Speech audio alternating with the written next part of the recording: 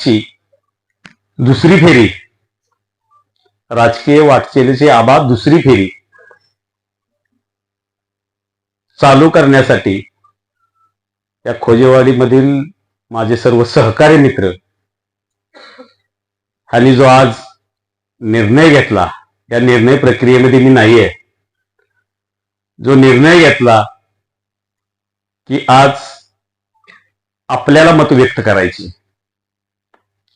मला म्हटले बाबा कुणालाही न विचारता पक्षाला, नेत्याला, त्यावेळेला मी कार्यकर्त्यांना ऍक्च्युली विचारलं नाही, नेत्यांना आणि पक्षाकडे जोरदार मागणी केली, माझा डाटा सर्व त्यांना दिला, पक्षाने ते मान्य केलं, माझा पक्षामार्फत उमेदवारी अर्ज भरायला लावला, तो अर्जही मी भरला आणि मला ती उमेदवारी मिळाली नाही. आणि ती उमेदवारी न मिळाल्यामुळं या गावचे ज्यांनी मला राजकारणात आणून इथपर्यंत या मोठ्या पदापर्यंत नेलं, त्यांनी या आजच्या ह्या कार्यक्रमाचं नियोजन केलं. मी खूप खूप धन्यवाद की खरंच जीवापासून प्रेम करणारी मंडळी ह्या खोजेवाडीमध्ये आहेत. माझे आराध्य दैवत कैलासवासी काशीनाथ दादा, त्यांना साथ दिली या गावाने, आणि त्याच्यानंतर त्यांच्या पश्चात मला साथ दिली. भरून येते बोलण्यासारखं भरपूर आहे, मी रडत नाही, मी भावनिक आहे आणि मी लढवाई आहे, मी रडणारा माणूस नाही आहे, मी रडणारा माणूस नाही. मी वेळ आली तर मी दुसऱ्याला रडवतो. अर्ज भरलेला मी उभा नाही हा पहिला डोक्यातनं काढून टाका. मी इलेक्शनला उभा नाही अजून. मी पक्षाकडे मागणी केली, नेत्यांच्याकडे मागणी केली आणि त्याच्यानंतर गावानं परत बाबा महाराजांच्याकडे मागणी केली. बरेच सर आहेत तिथं, त्या गावचे उपसरपंच सुशांत महाराज आहेत. माझी इच्छा नाही इलेक्शन लढायचं, हे करायचं, खरंच नाही आता, कारण मी शून्यात आणलं, मला या राजकारणानं शून्यात आणलं, पण मी डगमगलो नाही. माझी इच्छा आहे लोकांसाठी काम करायची, पण आता माझी ती ताकद नाही राहिली. राजकारण म्हणलं की बरीच लोक म्हणतात पैसे आहेत का, आबा काय म्हण, खरं सांगा. तुम्ही म्हणला जनता म्हणली तर मी फॉर्म ठेवणार आहे, फक्त जनता जर म्हणली तर मी फॉर्म ठेवणार आहे. इथं आहेत ती म्हणतील, बाहेर आहेत ती म्हणतील तेव्हा. आता हे औपचारिक झालं, ठीक आहे. पैसा लागतो का तर अजिबात लागत नाही, नाहीतर लागणार असला तर आता सांगा, मी आत्ताच माघारी येतो. नाही पत्रकार बंधूंनो, की मला उमेदवारी म्हणजे मिळावी ही पण नव्हतं, परंतु ज्या क्षेत्रात मी काम करतोय गेले 2009 पासून, मला भीमराव दादांनी खरं तर भाऊसाहेब महाराजांच्या पासून मला बाळासाहेब पाटलांच्याकडे नेलं. मी भीमराव दादांच्या पासून काम करतोय, दोन्ही महाराजांना सोडून. बरोबर आहे का भाऊ? मी म्हणण्यापेक्षा आपण सर्वच. भीमराव दादांनी त्यावेळेला शब्द दिलेला ज्योतिबाच्या मंदिरात एमडी, तुम्हाला आठवतंय का? छोटा भाव आणि मोठा भाव. आणि भीमराव दादांसाठी सगळ्यांनी जीवाचं रान केलं आणि त्यावेळेला अपक्षाला इकडून सातारा तालुक्यातून जास्तीत जास्त मतदान दिलं. बरोबर का? बाळासाहेब पाटलांना दिलं. थोडासा इतिहास प्रत्येकाला माहित असणं गरजेचं आहे. तरुण पिढी त्यांना काय माहित नाही. का दिलं? भीमराव दादांनी सांगितलं. आपण सर्वजण भीमराव दादांचं ऐकलं, आपण सर्वजण बाळासाहेब पाटलांच्याकडे गेलो. आपलं कुलदैवत जसं ज्योतिबा आहे, तसं आपलं भाव राजकीय दैवत भाऊसाहेब महाराज, अभयशे महाराज आहेत. आपण त्यांना सोडलं आणि तिकडे गेलो. त्याच्यानंतर असा कालावधी पत्रकार बंधू होत गेला. जिल्हा परिषदचे इलेक्शन लागलं. आई साहेबांच्यासाठी अपक्ष आपण सर्वांनी ताकद दिली. म्हणजे या खोजेवाडीनं भीमराव दादांच्या घरासाठी तन, मन आणि धन, आणि सर्वात महत्वाचं आमच्या खोजेवाडीकरांना कधी कोणाचे पैसे घेतलेले नाही. हा एक इतिहास आहे. हा एक इतिहास आहे. कुठलंही मी बाळासाहेब पाटलांचं काम केलं, भाऊसाहेब महाराजांचं काम केलं, मनोज दादांचं काम केलं, आईसाहेबांचं त्यांचं काम केलं. कधी पैसे घेऊन आम्ही राजकारण केलेलं नाही. आम्ही खिशातून आपलं पैसे टाकून आम्ही आमची पार्टी सांभाळली. त्या पार्टीने फोडाफोडी केली. मला एक कळत नाही पत्रकार बंधू, दादांचं व्यक्तिमत्व खूप छान आहे, खूप सुंदर आहे. आपल्या कराड उत्तरला जे आमदार लाभले खरोखर चांगले आहेत. आपण त्यांच्याकडे भाऊसाहेब महाराज म्हणून बघतो, बरोबर का बाबा?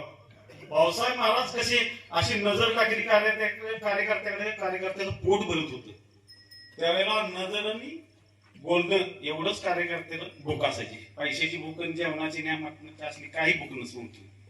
तसं आम्ही माननीय मनोज दादांच्याकडे त्या खोजेवडीकरांनी बघितलं आणि त्या पद्धतीनं ते वागले. परंतु आत्ताचा काळ बघितला आमदार झाल्यानंतर, जी दादांच्या आसपासची जरी मंडळी जरी बघितली, एक तर असा माणूस आहे, दादांच्याकडे एक माणूस असा आहे की ते गावात जाऊन रोज येऊन सहन करतोय, पण त्याचा फटका कोणाला बसतोय? सन्माननीय मनोज दादांना बसतोय. आमचा मनोज दादांच्या कसलाही रोष नाही आणि राहणारही नाही. वैयक्तिक मनोज दादांचं माझं बॉन्डिंग चांगलं आहे. 2016ला दोघंही इलेक्शन लढलो. अख्ख्या भागात कराड उत्तरला एक बाजू मनोज दादा, दुसरी बाजू संजय घोरपडे होते. बरोबर का चूक? मग आता काय झालं, माझी नोकरी गेल्यानंतर काय अडचण झाली अशी की मनोज दादापासून मला तोडायचा एवढा प्रयत्न केला गेला. मला कुठल्या कार्यक्रमाला बोलवायचं नाही.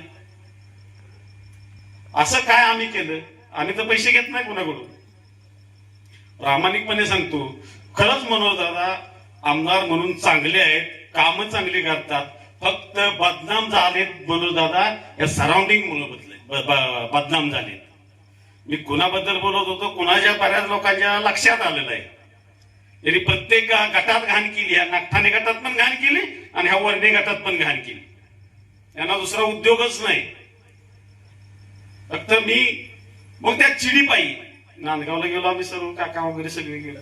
चिडीपायी 3 दिवसात, पत्रकार बंधू, 3 दिवसात मी कुणबी सर्टिफिकेट काढलं. म्हणजे माझी ताकद आहे का नाही? पंचायत समिती सदस्य असताना काहीतरी काम केलंय त्याची पोचपावती म्हणून मला आंबेवाडीकरांनी दुसरा उमेदवार दिला. त्याच्यासाठी एकदा जोरदार टाळ्या होत्या.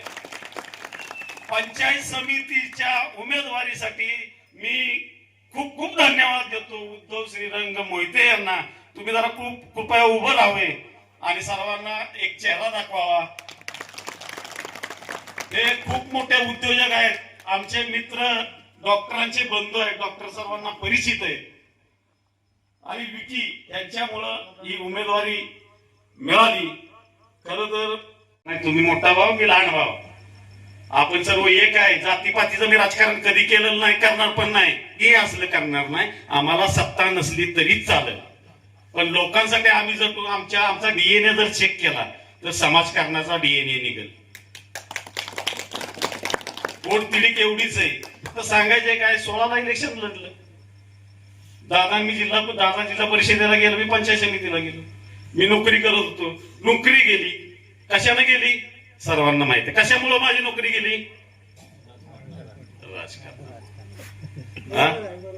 पण भाऊसाहेब महाराजांचा मुलगा म्हणजे छत्रपती श्रीमंत शिवेंद्र सिंहराजे भोसले ह्यांनी माझ्यासाठी या माझ्या आमदारांना हात जोडले. काय पुरावा पाहिजे तुम्हाला अजून? या पक्षासाठी नाही आणि कुणाचा मी बांधील नाही. पहिल्यापासून तसंच वागलं आणि इथून पुढेही तसंच वागणार. मी कुणाचा आहे तर मी समाजाचा आहे.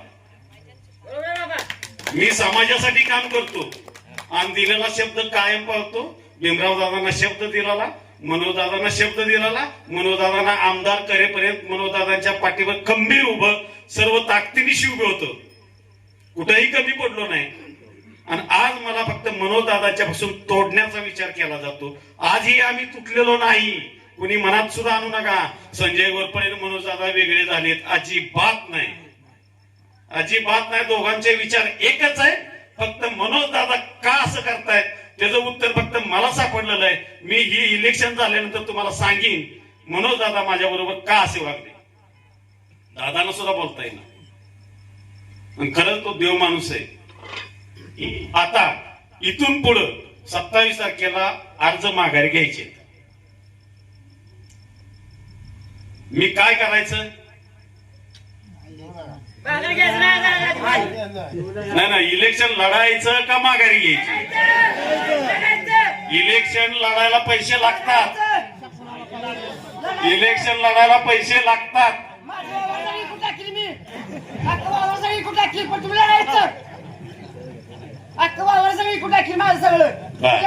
हरकत नाही. प्रेम आहे तुमचं. प्रेम दिसतंय.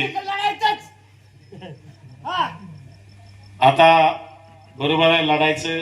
आम्ही तर मी आजपर्यंतची इलेक्शन जी केलेली आहेत कधी माघार घेतलेली नाही. आणि एक अभिमानानं सांगेन, ज्या वेळेला मी उमेदवारी अर्ज भरायचा निर्णय घेतला त्यावेळेला सगळ्यात पहिलं माझ्या मागे कोण धावून आले असतील तर आंबेवाडीकर धावून आले असतील. आंबेवाडीकरांसाठी एकदम जोरदार टाळ्या. संजय घोरपडेने एकट्यानं फॉर्म भरलेला नाही, हे सर्वांनी लक्षात घ्या. संजय घोरपडेनं पंचायत समिती सदस्य असताना काहीतरी काम केलंय, त्याची पोचपावती म्हणून मला आंबेवाडीकरांनी दुसरा उमेदवार दिला, त्याच्यासाठी एकदा जोरदार टाळ्या होत्या. पंचायत समितीच्या उमेदवारीसाठी मी खूप खूप धन्यवाद देतो उद्धव श्रीरंग मोहिते यांना. तुम्ही जरा कृपया उभं राहावे आणि सर्वांना एक चेहरा दाखवावा. हे खूप मोठे उद्योजक आहेत, आमचे मित्र, डॉक्टरांचे बंधू आहेत, डॉक्टर सर्वांना परिचित आहे. आणि विकी यांच्यामुळं ही उमेदवारी मिळाली. खरं तर बाबूराव, दत्ताजीराव, तुम्ही सर्वजण आला आंबेवाडीकर, खूप खूप मनापासून अंतकरणापासून तुम्हाला धन्यवाद देतो. निश्चित मी काहीतरी काम केलं असेल त्यामुळं न डगमगता. आता प्रत्येक जण प्रत्येकाला भीती घालतोय, आबा कसा जातोय बाबाकडे. अजून ह्याच्या 3 पटीने माणसं आली असती. आज बरीच माणसांचं फोन आलं मला, बऱ्याच माणसांचं बापू फोन आलं की बाबा आम्ही तुमच्या बरोबरच आहे पण आम्हाला नका अडचणीत आलो. पण राजकारण मी दुसऱ्याला अडचणीत आणण्यासाठी कधीच केलं नाही, करणार पण नाही. कुणीही येऊ नका. जर तुम्हाला त्रास होत असेल फक्त चांगल्या आणि स्वच्छ प्रतिमेच्या माणसांच्या पाठीमागे उभं राहा. मी उद्या निवडणुकीला उभं राहीन नाही राहीन, अजूनही मी डिक्लेरेशन देतो पत्रकार बंधू. मी उद्या इलेक्शनला उभं राहीन न राहीन आम्ही दोघं ठरवू.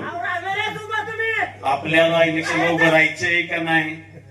आम्हाला उद्धवरावांनी पण सांगितलंय बाबा तुम्ही निर्णय घ्या, तो आम्हाला मान्य आहे.